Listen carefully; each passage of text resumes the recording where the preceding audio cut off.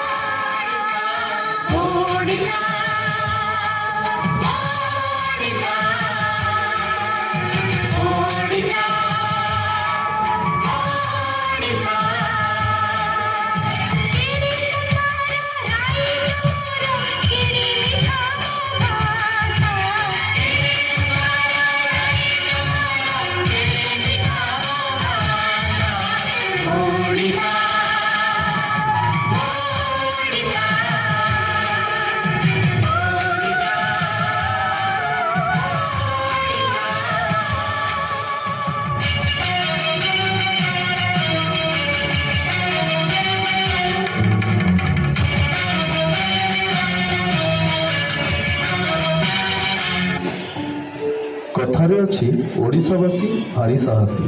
ସେଥିପାଇଁ ତ ଆମ କୁନି ଓଡ଼ିଆ ପୁଅ ବାଜି ରାଉତ ମାତ୍ର 12 ବର୍ଷ ବୟସରେ ନିଜ ମାଟି ମା ପାଇଁ ଜୀବନ ହାରିଦେଲା ସିନା ଅତ୍ୟାଚାରୀ ଇଂରେଜ ସରକାର ସାମ୍ନାରେ ନୁଇଲା ନାହିଁ।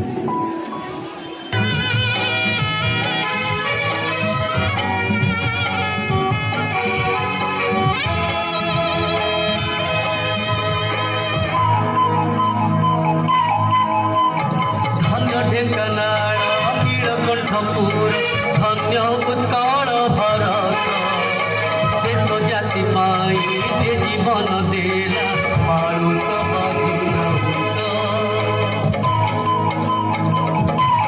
ହୋ ଧନ୍ୟ ଢେଙ୍କାନାଳ ନୀଳକଣ୍ଠପୁର ଧନ୍ୟ ଉତ୍କଳ ଭରତ ଦେଶ ଜାତି ପାଇଁ ଯେ ଜୀବନ ଦେଲା ମାଳୁତ ବାଜିରାଉତ।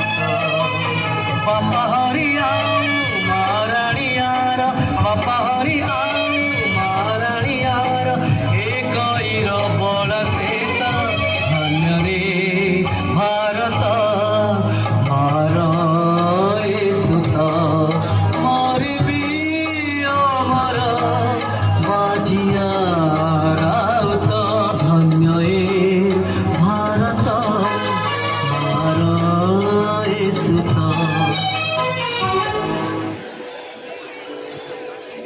ଖାଲି ସେତିକି ନୁହଁ, ସ୍ୱାଧୀନତା ପରଠାରୁ ଆଜି ପର୍ଯ୍ୟନ୍ତ ଆମେ ଅନେକ ଅଭାବ, ଅସୁବିଧା, ବନ୍ୟା, ବାତ୍ୟା କେତେ କ'ଣ ସହି ଆସିଛୁ, କିନ୍ତୁ ଆଜି ଯାଏ କେବେ ହାରିଯାଇନାହୁଁ। ଏଇ କିଛି ଦିନ ତଳର ବାହାନ ଗାଁ ରେଳ ଦୁର୍ଘଟଣା ହିଁ ଦେଖନ୍ତୁ।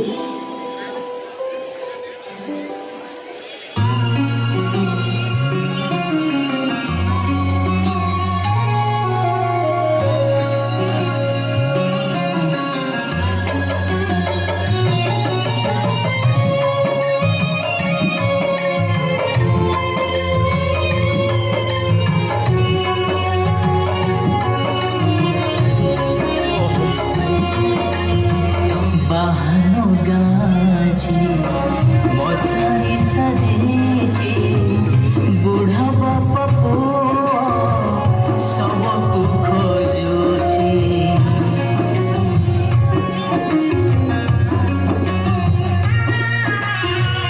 बाहन गाजी मशारी सजेची बुढ़ा बापा पुआ सबको खोजुची रक्षा करता बोली बनाऊ रौछ ए दारुण दुख केमिति देखुछ माजी बिकरे कांदुची बाहन गाजी मशाई सजेची बुढ़ा बापा सबको खोजुची।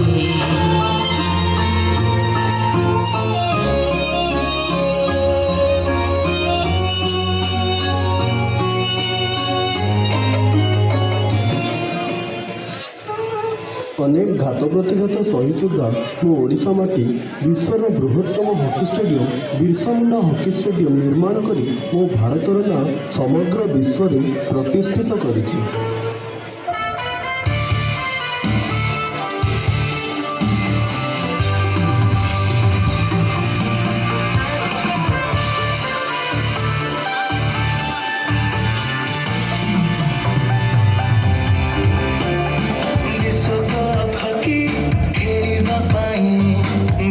ବାଛିଛି ମୋ ଓଡ଼ିଶା ଭୂମି ଏ ମନ ନାଚୁଛି ଖୁସିରେ ଗାଇ ଆମ ରାଜଧାନୀ ରହିଛି ଯାଇ ଆମ ପାଇଁ ଗର୍ବ ଗୌରବରେ ମୋ ଓଡ଼ିଶା ମାଟି ଆଣିବ ପାଛୋଟି ତୋରଣ ସଜେ ବାଜା ବାଜେ welcome Australia welcome Malaysia, welcome South Africa, welcome England, welcome Netherlands, welcome New Zealand, welcome France, Spain, welcome Korea, welcome German, Japan, welcome Belgium, welcome Argentina, welcome Chile to India. I love my India. ଦେଖିଲେ ତ ଆମ ଓଡ଼ିଶା ଅନେକ ସମସ୍ୟାର ସମ୍ମୁଖୀନ ହୋଇଛି ସତ, କିନ୍ତୁ ସର୍ବଦା ପ୍ରଗତି ପଥରେ ଅଗ୍ରସର ହେଉଛି। ତ ଆସନ୍ତୁ ସେହି ଉତ୍କଳ ଜନନୀର ବନ୍ଦନାରେ ସମସ୍ତେ ମିଶି ଗାଇବା ବନ୍ଦେ ଉତ୍କଳ ଜନନୀ।